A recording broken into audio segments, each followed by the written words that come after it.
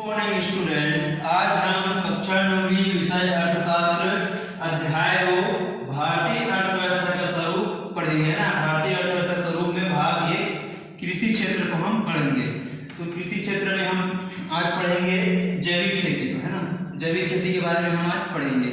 तो पिछले अध्याय में हमने पढ़ा था कि भूमि की उर्वरा शक्ति के विषय में हमने पढ़ा था ना कि जब हरित क्रांति, है ना, हरित क्रांति योजनाएं, हरित क्रांति के आने बाद से क्या हुआ, फसल के उत्पादन में तीव्र गति से वृद्धि हुई, है ना। उत्पादन के लिए उन्नत बीजों का प्रयोग होने लगा, रासायनिक खाद, सिंचाई सुविधा, है ना, कीटनाशकों का जो प्रयोग है इस पर विशेष ध्यान दिया गया। तो इसके द्वारा क्या है, उत्पादन में, है ना, तीव्र वृद्धि हुई।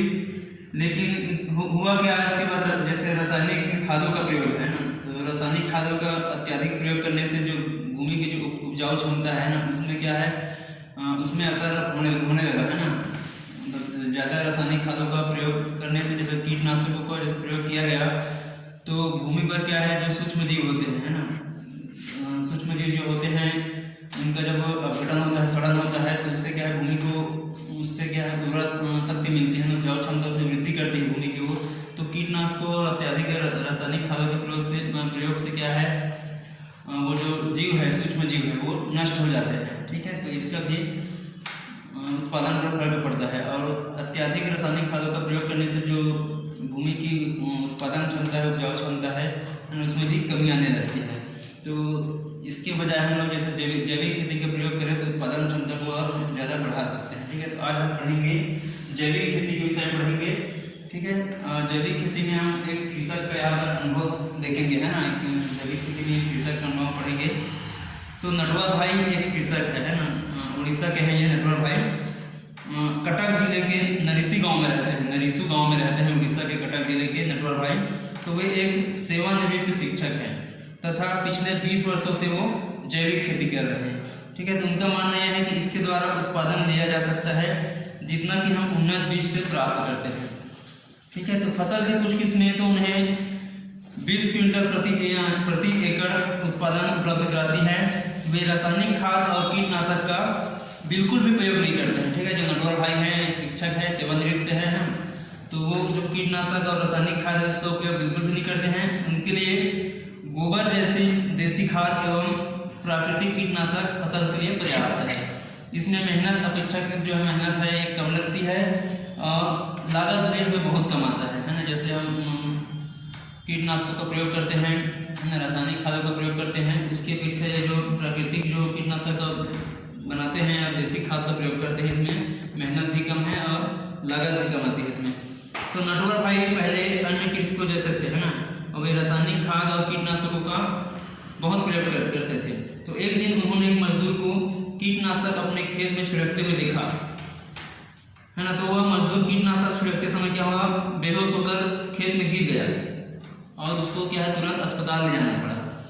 नटवर भाई ने उस कीटनाशक को एक गड्ढे में गाड़ दिया और कुछ दिन बाद उन्होंने उसी गड्ढे में देखा कि कई मरे हुए घोंघे, सांप, मेढक आदि तैर रहे थे।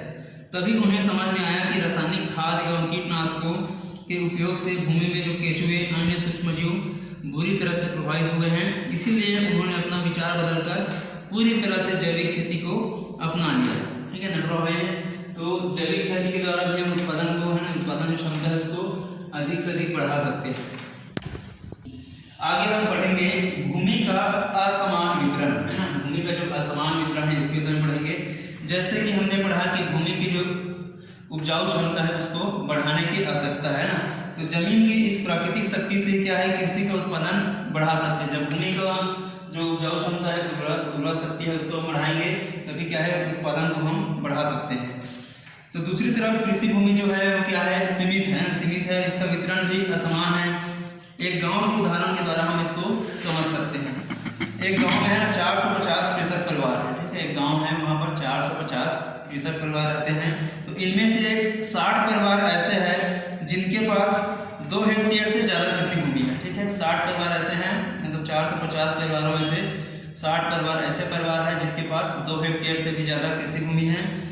वे मध्यम एवं बड़े किसान हैं। 240 ऐसे परिवार हैं जो छोटे किसान हैं, ठीक है, जिनकी कृषि भूमि कम है, ठीक है। तो इनके पास 2 हेक्टेयर से कम भूमि है, जो 240 परिवार है।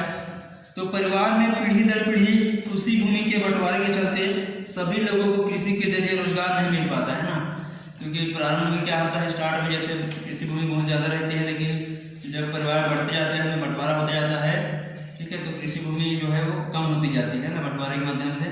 तो अंत में ऐसी स्थिति भी आ जाती है कि उस कृषि भूमि का उपयोग करने के मतलब उनको पूर्ण रोजगार उसमें नहीं मिल पाता है। तो ये परिवार गैर कृषि कार्य में रोजगार की तलाश कर रहे हैं, ठीक है। जो 240 परिवार है, छोटे किसान हैं, इनके पास कृषि भूमि है भी तो इतने पर्याप्त नहीं है कि उनको वहाँ से पूर्ण रोजगार मिल सके, सभी परिवारों से चल सके। तो वो क्या कर रहे हैं, गैर कृषि कार्य में मतलब रोजगार को ढूंढ रहे हैं। तो यहाँ पर 150 परिवार ऐसे हैं जो भूमि ही है, मतलब जिसके पास है ना कृषि करने के लिए भूमि नहीं है, वो ये कहा जाए कि वो मजदूरी करते हैं ना। तो इन परिवारों को वर्ष भर का मतलब साल भर उसको काम नहीं मिलता है। सामाजिक दृष्टि से भी इन परिवारों को गैर कृषि कार्यों में सहयोग नहीं मिलता है, ठीक है। तो यह गांव में सबसे वंचित समूह है, जो 150 परिवारों को हम बता रहे हैं जिसके पास कृषि भूमि नहीं है, और जो सामाजिक दृष्टि से इनको क्या है, गैर कृषि और गैर कृषि जो कार्य होते हैं ना, तो उसमें भी इनको कोई सहयोग नहीं मिलता है, और इनको गांव का सबसे वंचित समूह माना जाता है।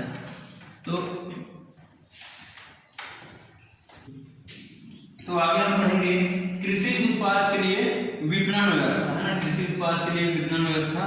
तो विपणन व्यवस्था क्या होता है ना, तो इसके अंतर्गत वे सभी सेवाएं आती हैं, ठीक है। कृषि विपणन व्यवस्था के अंतर्गत वे सभी सेवाएं जिनके अंतर्गत जो फसल है ना, उत्पादित जो फसल है उसको खेत से लेकर के उपभोक्ता तक पहुंचाने में जो करनी पड़ती है ना, जो व्यवस्था करनी पड़ती है, खेत में जैसे फसल है उसको खेत से लेकर के हम उपभोक्ता तक पहुंचाने में है ना जो करनी पड़ती है व्यवस्था है, उसी को हम कहते हैं विपणन व्यवस्था, ठीक है।